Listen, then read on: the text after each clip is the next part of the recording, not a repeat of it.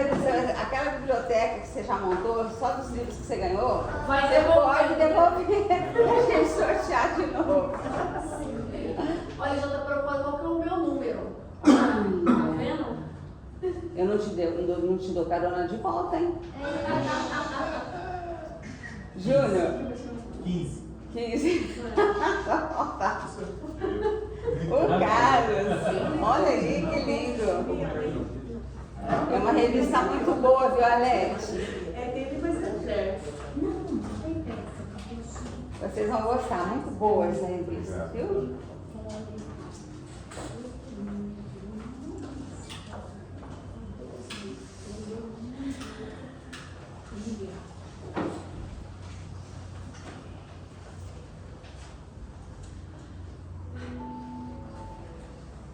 É sempre uma alegria aos nossos corações quando nos reunimos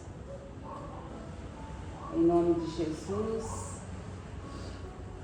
para uma tarefa tão relevante que é unir corações, trazer ensinamentos.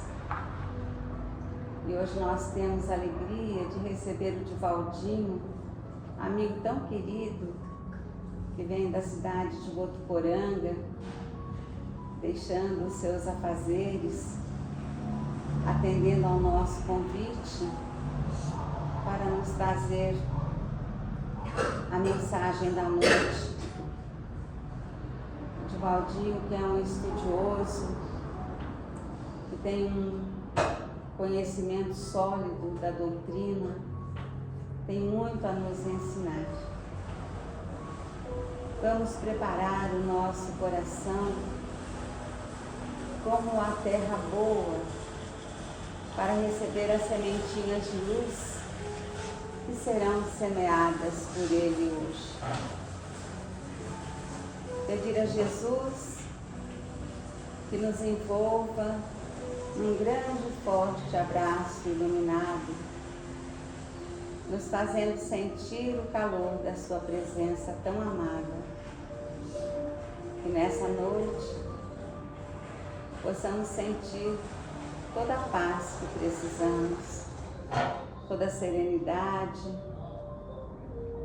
sentir todas as bênçãos que vêm do alto em nosso favor. Pedir a Jesus que eleve ao nosso Pai a nossa prece, já com o pedido de permissão para iniciarmos os trabalhos da noite. Pai nosso que estás nos céus, santificado seja o vosso nome. Venha a nós o vosso reino. Seja feita a vossa vontade, assim na terra como em toda parte. O pão nosso de cada dia dai-nos hoje. Perdoe as nossas dívidas, assim como perdoamos os nossos devedores. E não nos deixe, Senhor, cair em tentação. Livra-nos dos males que ainda residem em nossos corações. Livra-nos também da prática de todo mal e permaneça sempre junto de nós. Assim seja.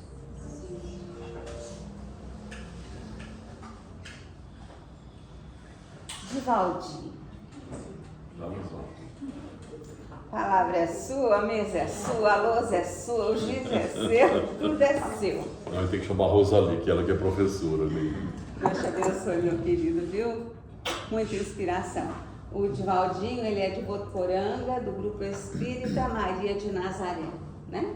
Maria de Nazaré. Maria de Nazaré. Que foi meu aluno. Aluno da Rosali. Que delícia, não, gente? Professora espetacular. Pois é, né? Vou pegar uma aguinha. Pois é. Se reencarnar, vou ser aluno de novo. Acho que é de água.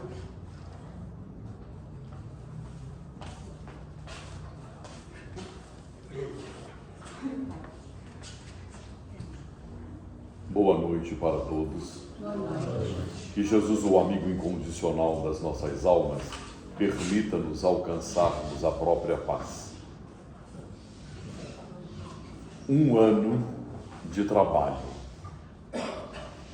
um ano que os bons espíritos se apresentam muito satisfeitos, felizes com o congraçamento, com a ideia profícua, genuinamente basada, calcada em O Livro dos Médiuns, quando, num dos últimos capítulos, nas dissertações, o espírito Allan Kardec, ou aliás, o codificador Allan Kardec, ele indaga da espiritualidade, da necessidade de formar novos grupos.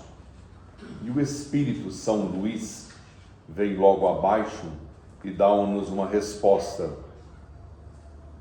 Quereis formar um núcleo espírita? Nós, os bons espíritos, vemos com bons olhos a multiplicação dos centros. Melhor organização, um centro pequeno. Melhor concentração em um núcleo pequeno. Mais organização em um núcleo pequeno. Se um núcleo muito grande fecha a porta, causa um alarido na comunidade inteira e na comunidade espírita. Se um núcleo pequeno cerra suas portas, ninguém fica sabendo. Para nós, é de grande qualidade o trabalho da unificação dos pensamentos, do envolvimento do mundo espiritual para as diretrizes elaboradas. Então nós vamos observando que a nossa casa, posso assim dizer nossa, 1 ano de idade, nasce com bases sólidas, bases equilibradas para o porvir. Lembro-me de Vicente de Paulo, no Livro dos Médiuns, no último capítulo, que a chama da amizade pura, ela deve unir, iluminar e aquecer os corações, porque somente assim nós resistiremos aos ataques impotentes da ignorância, do mal. Então, quanto mais houver entre todos nós, principalmente no primeiro ano, que é a base, que é o sustentáculo, tendo uma espinha dorsal para a continuidade das atividades, será de tamanha importância a nossa amizade, a união de todos nós.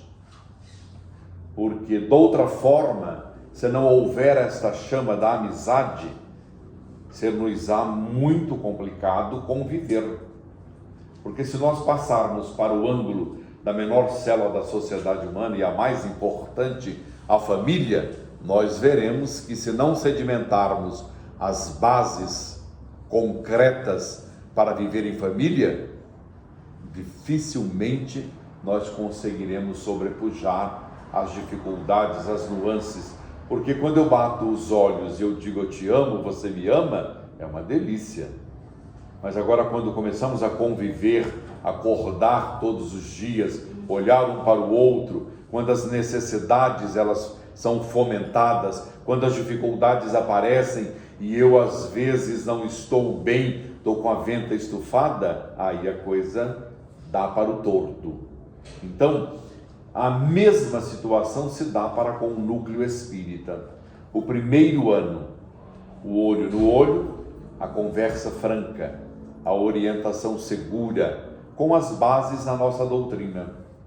Porque muita vez poderia querer um trabalho ou uma realização que fosse aquilo que eu tenho na alma, mas na verdade, vamos andando no Evangelho segundo o Espiritismo, capítulo 5, item 27. O Espírito coloca mais ou menos assim: vejamos que meios o meu Pai me concedeu para que eu a outrem possa ajudar. Porque às vezes eu preciso ter o feeling de olhar para o outro, ter uma apreciação do que lhe vai na alma, o que é preciso encetar para que ele encontre um caminho libertador. Então, a posição de quem dirige uma casa, de quem organiza uma casa espírita, é um matrimônio. É um matrimônio. Agora, um matrimônio, no meu ver, é melhor, porque eu tenho uma mulher ou uma companhia afetiva, seja lá quem for, eu tenho uma companhia. No centro, nós temos 196 trabalhadores. Aqui também tem uma gama de trabalhadores. Então a convivência, ela é elástica, ela é sutil, ela é delicada. É a mesma coisa que pisássemos em ovos. Mas é aí que forma-se o trabalhador. Quando, em meio às tempestades da vida, em meio às dificuldades da vida, paramos para observar. O que se passa com você? O que ocorre com você? Sinto-o amarfanhado, sinto-o diferente. Você está perdendo um brilho natural. Você tinha uma alegria enorme, ou tem a alegria e agora não está bem. O que acontece com você? É dessa forma, tendo os olhos um pouquinho voltados para o outro, da equipe, é aonde nós faremos um trabalho sedimentado numas bases super sólidas. Super. Porque partamos da seguinte propositura, ou da proposta: somos irmãos. Você é minha irmã, eu sou seu irmão, eu amo você, então vamos sentar e conversar. Não, eu não quero, eu não estou bem. Ótimo. Qual o momento que você estiver melhor, você me procura, vamos dialogar.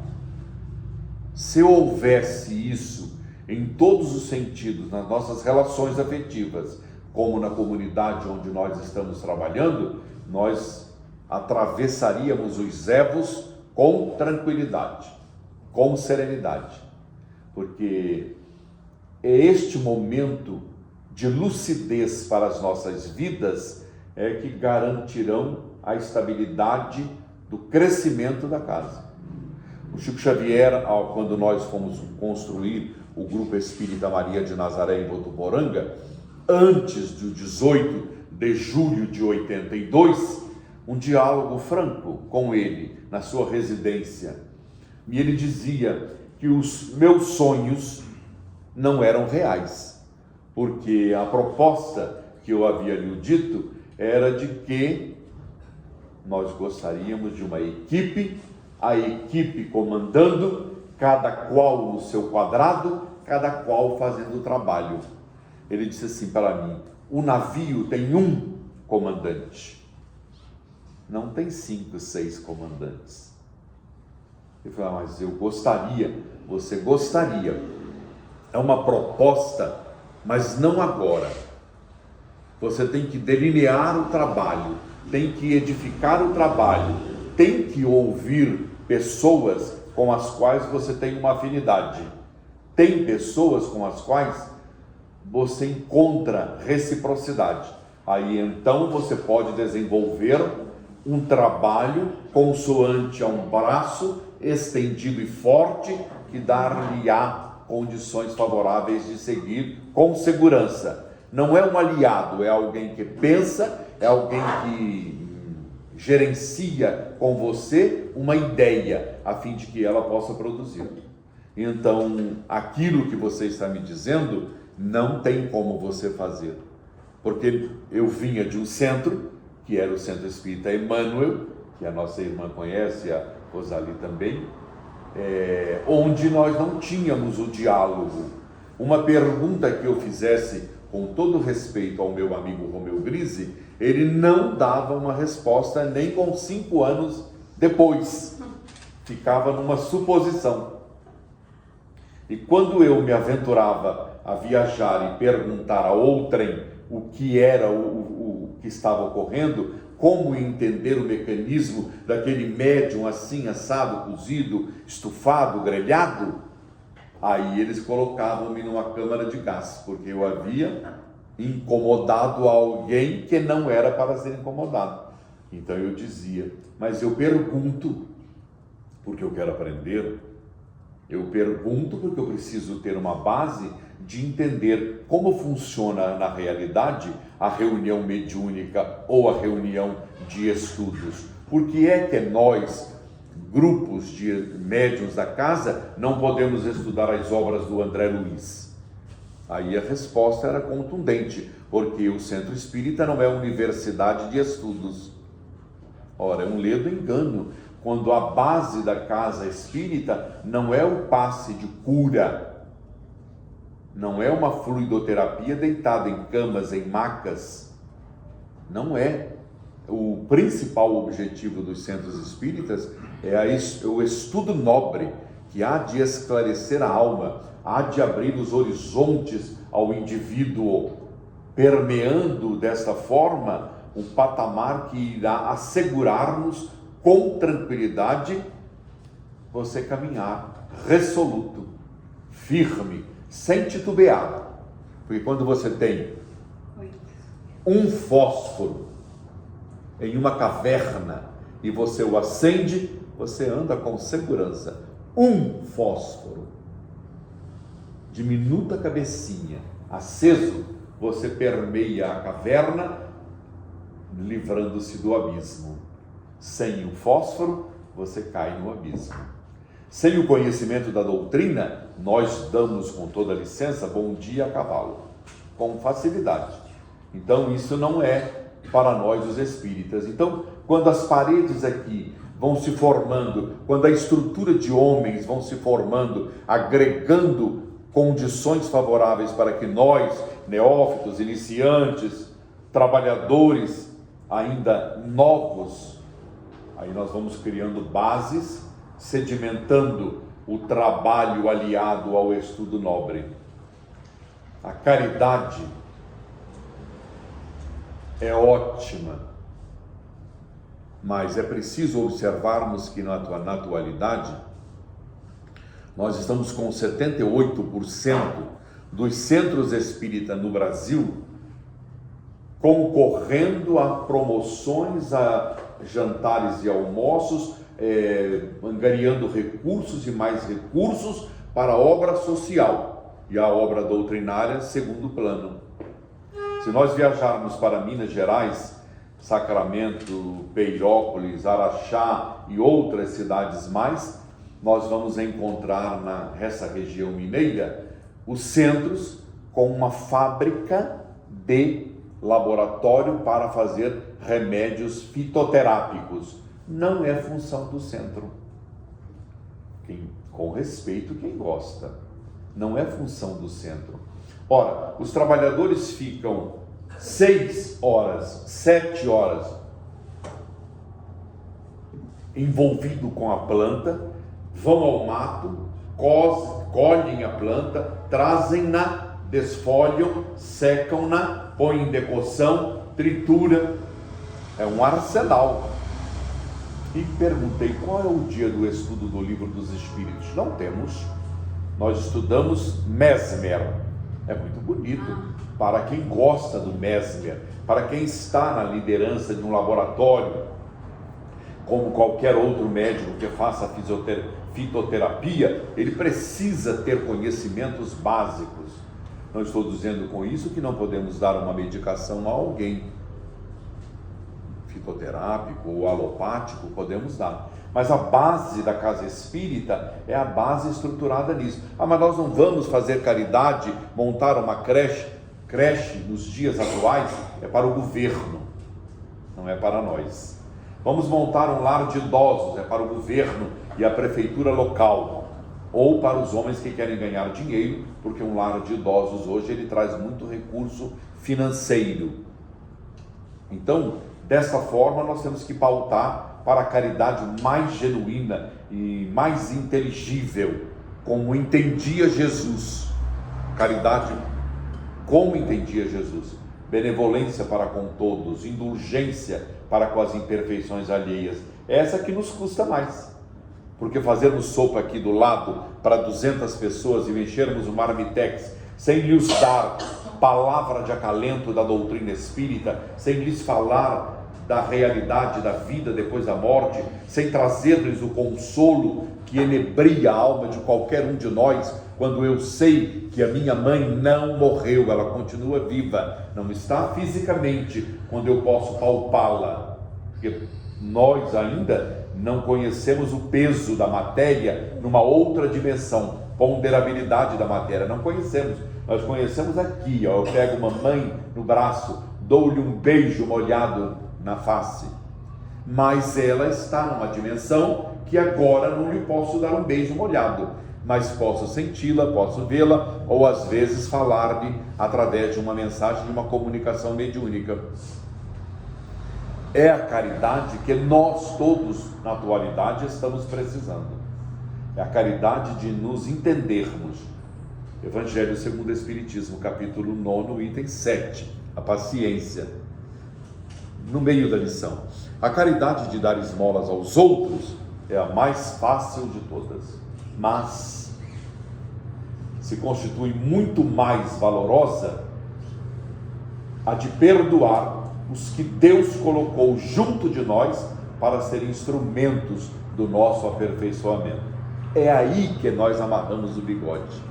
Quando eu olho para minha mulher, tenho que respirar, não meu caso não, porque eu sou encalhado, mas quem é casado, né? Quem é casado, que olha para a mulher, dá um lance, não gostou, precisa encontrar um meio, um denominador comum, uma equação perfeita, porque a vida em si ela é matemática. Você quer viver bem, tem que entender matemática, porque cada problema tem uma solução. O único problema que nós estamos enfrentando na atualidade é sabermos se nós queremos resolver o problema. Vamos imaginar o homem invisual que caminhava e nosso Senhor Jesus Cristo encontra-o, olha para ele, abrindo parênteses. Vamos imaginar, isso é pergunta que se faça a quem é cego. Mas Jesus perguntou, foi petulante e perguntou: você deseja ver? Ao que o cego poderia redarguir e dizer o seguinte: não quero. Sabe por que eu não quero? Porque eu ganho dinheiro no templo, na porta do templo. As mulheres vão na minha casa, lavam, passam, cozem. Os amigos abatem o porco, penduram-no. Achas tu que eu quero melhorar, sarar? Não. O cego não teve nenhum pensamento. Aí imediatamente a pergunta do Cristo, ele responde: sim, Senhor, eu quero. Então ser curado em nome do meu Pai. E pronto, ficou curado. Então, para cada um de nós, teremos uma pergunta e uma resposta, porque a vida é matemática. Se nós quisermos melhorar a nossa vida, temos que entender a matemática. Porque se nós tivermos, se o grupo tiver 10, 15 perguntas, teremos 15 soluções. O único problema é saber se eu quero solucionar o problema ou quero adiar o problema. Como? Fomentando aquilo que está no Evangelho segundo o Espiritismo, capítulo 20, item 5. Espíritas, calai os vossos melindres, sufocai as discórdias, mantém tranquilidade em vossa alma, para que a obra não sofra com isso. Então, por que é que o codificador Allan Kardec, juntamente com o Espírito da Verdade, coloca em 1864, não é hoje, 1864, um ensinamento deste teor: espíritas, calai o vosso melindre, sufocai as vossas discórdias, atentai para o objetivo da obra. Não é o meu, é a obra. Nós estamos na união que faz a força. É a união que dará para nós o respaldo de vencermos o obstáculo. Imaginemos todos nós com o desejo ardente, com a força da vontade férrea remando na mesma direção, estaremos do outro lado da margem com segurança e com tranquilidade. Agora, se um não está disposto, o outro não quer remar, o outro faz corpo mole, o outro dá no pé quando vê trabalho, nós não faremos o trabalho que deve ser feito. Então, esta doutrina e esta casa em um ano de trabalho, ela já está proliferando, porque eu vim várias vezes, não estou falando da casa de ninguém, mas vim várias vezes, ela ganhou um brilho. O brilho é o amor à causa, o brilho é a determinação para desenvolver o trabalho. O brilho está na minha vontade, na vossa vontade, na união que nos há de desenvolver para desenvolver o trabalho, realmente pensando na nossa estabilidade emocional. Porque se nós nos tornarmos amanhã as cartas vivas do Evangelho de Nosso Senhor, teremos que ser umas cartas de apresentação, cartas boas, cartas saudáveis, cartas de otimismos, cartas de esperança. Nunca uma carta de desânimo, de prostração, de falta de fé, de desamor, mas tornarmos as cartas vivas, segundo enunciou Jesus Cristo, a fim de que realmente a nossa vida ela ganhe uma dimensão e uma proporção muito melhor, muito melhor. E é o que nos vale. Quando nós estávamos lá atrás, eu trabalhei com o esposo da Rosali Galo, e ele agora está aqui, está com o Frei Arnaldo, uma graça. O Frei Arnaldo é apaixonado por essa menina. É um frei da nossa cidade, moderno, muito alegre. E o Hilário, ele trouxe o Hilário aqui agora, que já pode caminhar, e está maravilhoso, está muito bem. Agora, se não fosse a nossa doutrina, se não fosse o estudo, a sedimentação, nesses longos anos que se passaram, por um sofrimento atroz, e vocês não têm a noção do que foi o sofrimento deste garoto, o que deu substância, o que nos dá condições para, robustecidos pela fé raciocinada, é esse momento que nos garante agora uma estabilidade, uma alegria, de ufanarmos pela vitória do amor, para nós estarmos fortes, engajados nas fileiras da doutrina, trabalhando proficuamente, porque nenhum de nós sabe quando o Senhor chamar-nos-á, nenhum de nós, né? Nós estamos na luta, nós estamos na batalha, vencendo, mas a quem é preciso vencer? A nós mesmos em primeiro lugar. Se nós não fizermos uma batalha conosco, porque é muito interessante nós estarmos nessa luta. Eu tenho trabalhadores na obra que eu olho e tenho muita franqueza em conversar, porque eu entendo, não, eu sei, somos uma família, e se eu não lhe disser aquilo que me vai na alma, porque eu amo, eu gosto dele, eu vou ser hipócrita, eu vou ser fingido e não vou permitir com que ele cresça. Eu vou sempre tampar o sol com a peneira, não vamos a lugar nenhum. Nós precisamos encetar este diálogo sincero e honesto, nunca mais do que o rei, nunca menos, porque diz Emmanuel que uma colher, uma dose de verdade mata o outro. Então Chico Xavier sempre ensinou a todos a adiar a verdade, na hora certa, quando o indivíduo cria maturidade, quando o indivíduo tem estofo moral, quando o indivíduo tem bagagem, quando ele entendeu a mecânica de viver, aí você pode lhe dizer o que você quiser. Ele vai ouvir e vai ter substância, vai ter pedigree para poder passar por aquele momento. Mas se não tiver, lembremos-nos de Emmanuel, uma dose de verdade mata o outro.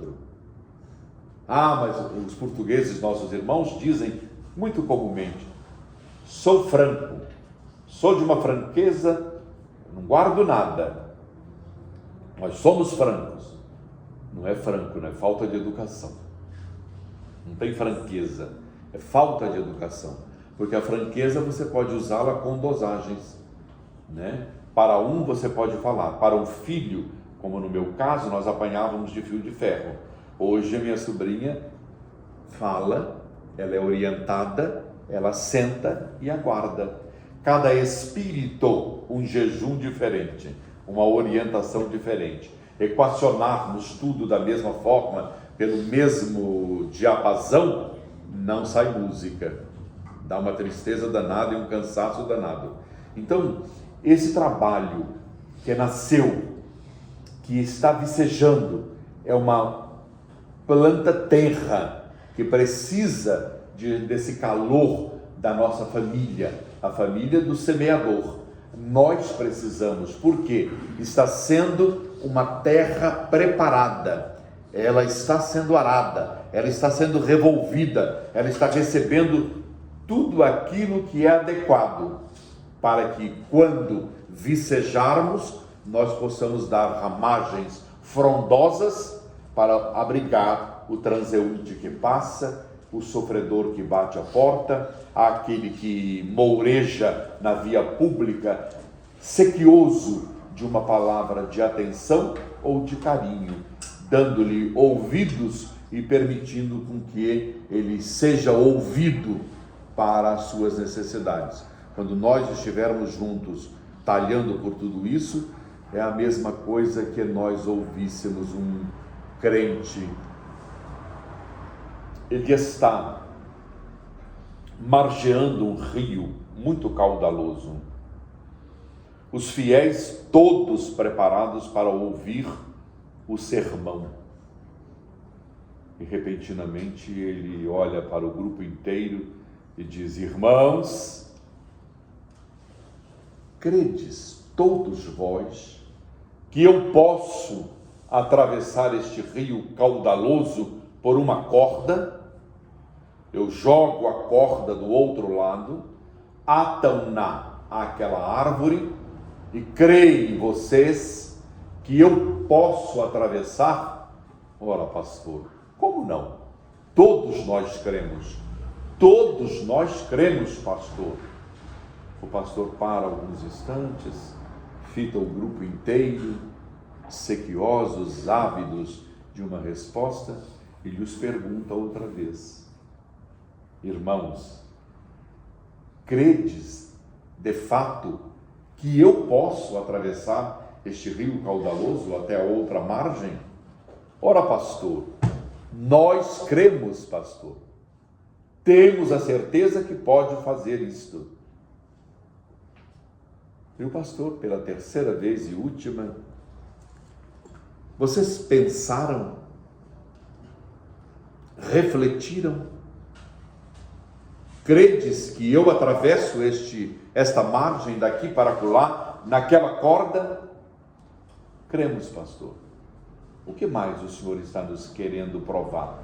Nós cremos. Nós temos a certeza de que o Senhor pode atravessar. E o pastor diz a eles: quem vem comigo? Ninguém. Então é nessas horas que a nossa casa, o semeador, vai precisar, ao som do maestro, da maestrina, quem vem conosco na primeira hora de montarmos 100 pizzas às 5 da manhã, às 4? Quem vem conosco na hora das necessidades em que temos que somar o grupo, se cotizar para acertar alguma coisa? Quem vem conosco para fazermos um almoço enquanto pintamos a casa inteira para não gerar custos? Porque um dia de lazer pintando isso é um dia maravilhoso. Quem vem conosco nas horas das agruras em que eu esteja atravessando um momento de uma doença incurável na minha família e que preciso reservar com quem? Revezar com quem?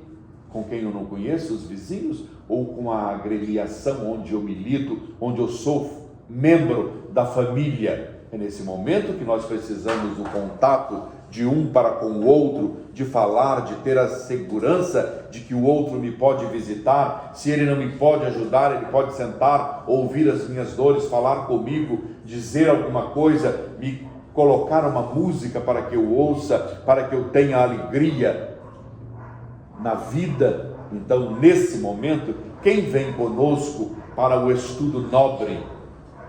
porque se nós estivermos numa reunião mediúnica, todo mundo quer ingressar. No estudo nobre nós teríamos 4, 5 elementos.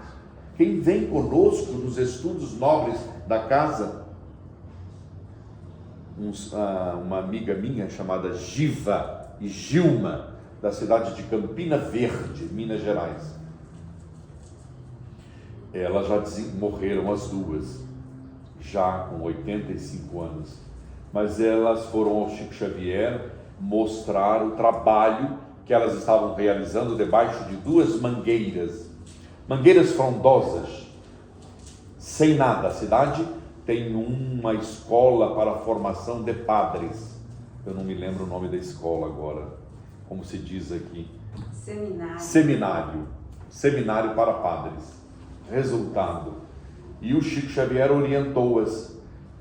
O grupo cresceu muito, que elas construíssem um núcleo muito simples. E elas fizeram. E depois, palestras, passes, atendimento com um chazinho e biscoito de polvilho. E lá iam. Um ano depois, perguntam para o Chico Xavier: nós queremos fazer a reunião mediúnica porque o espírito Camilo Chaves orientou que devemos iniciar. Mas como fazer? Tem 64 pessoas.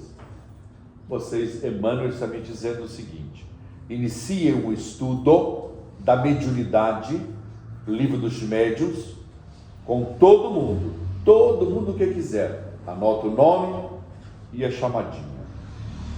No final do livro, quem ficar vai para a mediúnica.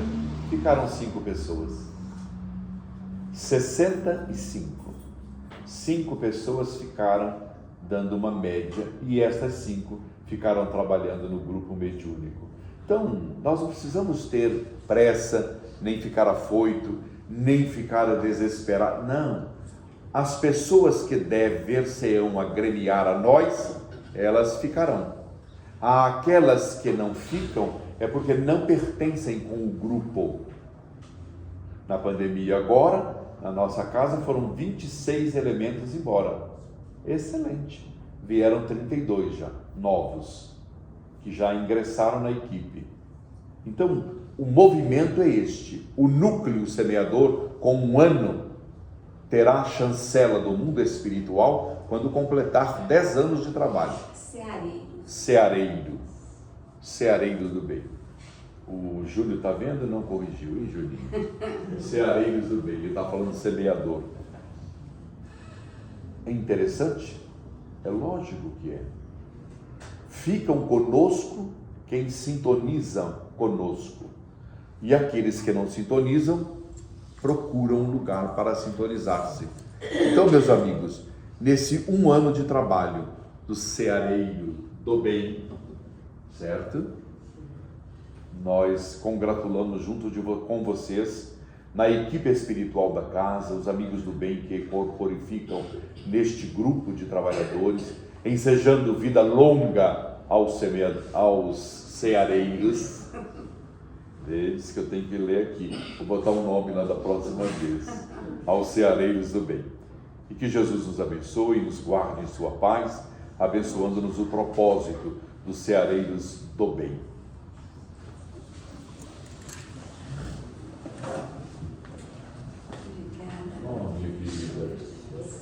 Eu te agradeço, querido. Eu te agradeço. É isso.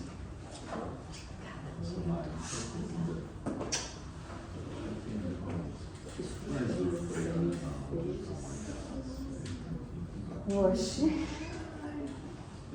foi fácil não, ela está chorando ainda, vai chorar até, né? Com motivos, né? Com motivos. Eu não conheço o Hilário, mas conheço a história do Hilário, né? Que alegria saber que ele está aqui. Meus queridos, essa noite foi um presente divino para nós. Eu não falei antes, realmente, né? Nós, no dia 17, completamos 1 ano da nossa casa. Aqui nós estamos há 3 meses, né? Abril, maio, junho, julho, 3 meses. Quando nós viemos conhecer a casa, o Divaldinho estava aqui, fazendo a palestra. E 1 ano ano já é motivo de muita emoção para a gente, né? De muita alegria. Mas o Divaldinho nos emocionou, nos impulsionou, nos motivou. Minha cabeça ficava assim, de ideias. E antes da gente fazer o nosso passe, a nossa vibração, eu gostaria de dizer que nós estamos programando para agosto um brechó. Nós fizemos um brechó lá no outro endereço, né? E nós estamos querendo agora fazer para agosto. Então nós precisamos de, vocês puderem trazer, desapegar, né, de casa, podem trazer para a gente. A gente não está com data marcada ainda, porque a gente precisa contar com a participação da Andressa, que ela é um dínamo e ela está aí às voltas com uma cirurgia, ou pelo menos um tratamento, né, Júnior? Então, quem tiver, o que tiver, pode trazer e depois a gente vai dando notícias, né? Vera, com licença. Fala, querido. Se vocês tiverem quem buscar, eu tenho uns 20 sacos de roupa lá para vocês lá. Nossa, o Júnior vai. Uma caminhonete, quem tiver. Sim. Que nós ganhamos muitas e tem que doar. Olha, gente, a gente vai combinar isso. É só marcar o no dia, final. telefone, o horário. É, muito bom. Deus te abençoe. Que isso. Não.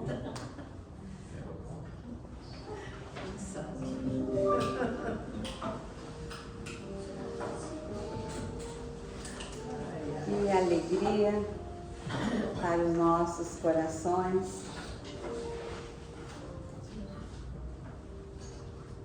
estarmos aqui juntos nessa noite de tanta luz, de tanta fraternidade, de tanta amizade, amizade de verdade.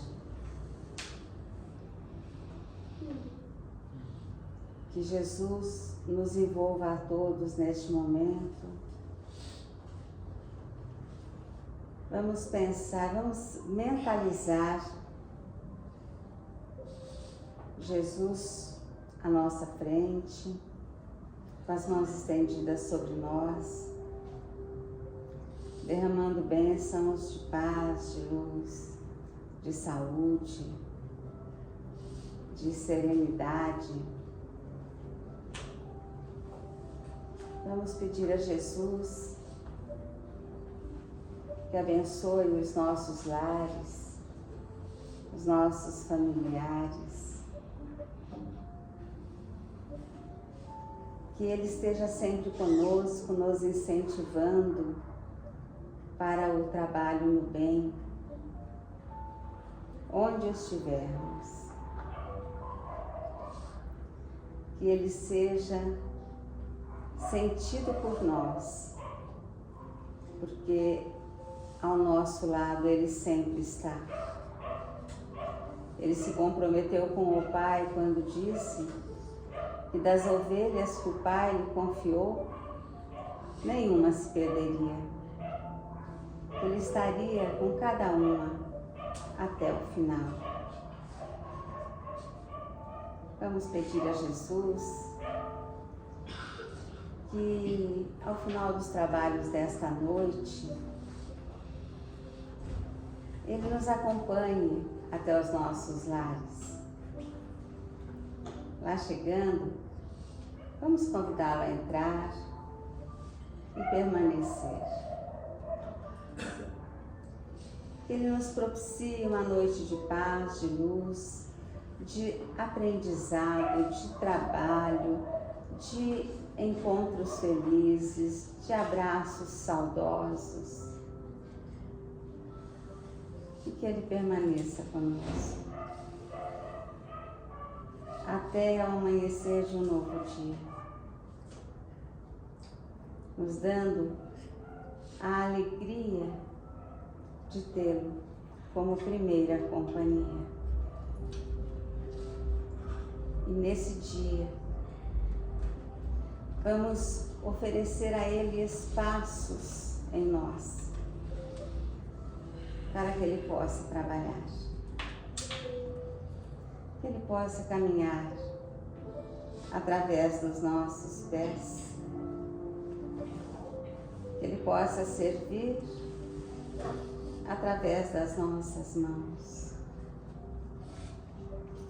que ele possa ver através dos nossos olhos, que ele possa amar através do nosso coração. Muita paz a todos.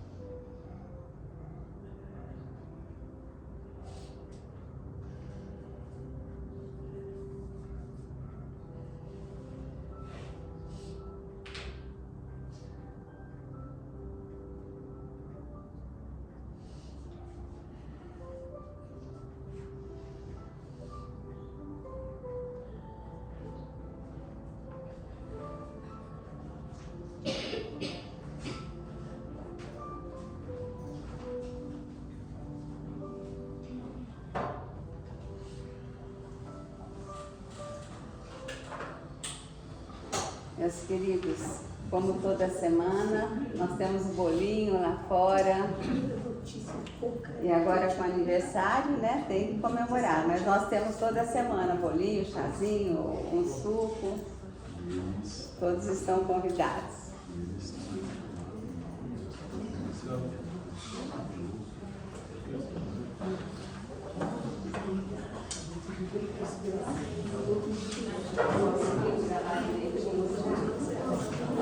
Isso.